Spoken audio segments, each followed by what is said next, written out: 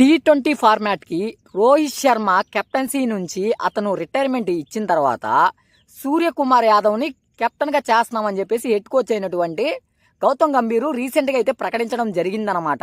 అంటే సోషల్ మీడియాలో చాలా మంది అయితే అనుకుంటా ఉన్నారు ఇక 95% అయితే అది ఓకే అయిపోయినట్టే.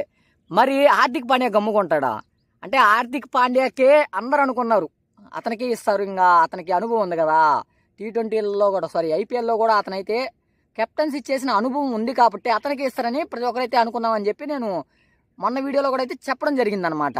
అయితే ఇప్పుడు ఏంటంటే హార్దిక్ పాండ్యా కామ్గా ఉంటాడా ఈ న్యూస్ వచ్చిన తర్వాత సూర్యకుమార్ యాదవ్ని కెప్టెన్సీ చేస్తున్నారు అని విన్న తర్వాత అతను కొంచెం పోస్ట్ అయితే పెట్టడం జరిగిందనమాట. అంటే దీనికి డైరెక్ట్గా అయితే ఇవ్వలేదు, ఇండైరెక్ట్గా ఒక రా వేసినట్టుగా వేయడం జరిగింది. ఏమని పెట్టాడు తెలుసా, 2023 వరల్డ్ కప్ ఏదైతే ఉందో వన్డేది అది అయిపోయిన తర్వాత నా ప్రయాణం చాలా కష్టతరంగా సాగింది. 2024 T20 వరల్డ్ కప్ మేము గెలిచిన తర్వాత ఆ విజయం నాలో కొత్త ఉత్సాహాన్ని అయితే రేకెత్తించింది. సో నా ప్రయాణం ఇలానే కొనసాగుతూ ఉండాలని అయితే నేను గట్టిగా నా ప్రయత్నం అయితే నేను చేస్తాను. టీంకి నేను విజయాలు అందించడంలో నా ముందంజగా అయితే బౌలింగ్లో కానీ ఇటు బ్యాటింగ్లో కానీ అయితే ఉంటానన్నమాట అని చెప్పి చెప్పడం జరిగింది.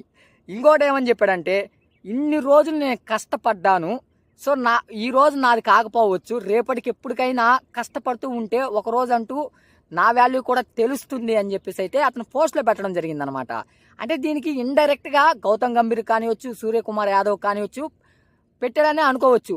సో నేనైతే ఇన్ని రోజులు కష్టపడ్డాను కానీ నాకు రావాల్సిన గుర్తింపు వేరే వాళ్ళకి వెళ్ళిపోతా ఉంది అని చెప్పి ఇండైరెక్ట్గా అయితే చెప్పడం జరిగిందనమాట. మనం వాళ్ళిద్దరి కోసమే ఈ విధంగా పోస్ట్ చేశాడని అయితే మనం అనుకోవచ్చు అనమాట.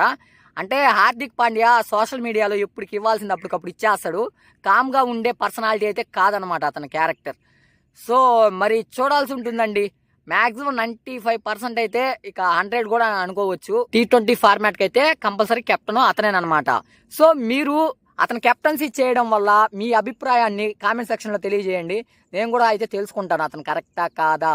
అంటే హార్దిక్ పాండ్యా అయితే కొంచెం అనుభవం ఉంది, కెప్టెన్సీగా చేస్తున్నాడు. సో సూర్యకుమార్ యాదవ్ ఇది ఇంతకు ముందు అనుభవం అయితే లేదు కదా, మరి ఏ విధంగా చేస్తాడైతే చూద్దామన్నమాట.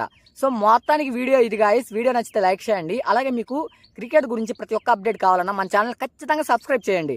వీడియో పెట్టగానే ఫస్ట్ నా వీడియో మీరే చూడొచ్చు అనమాట.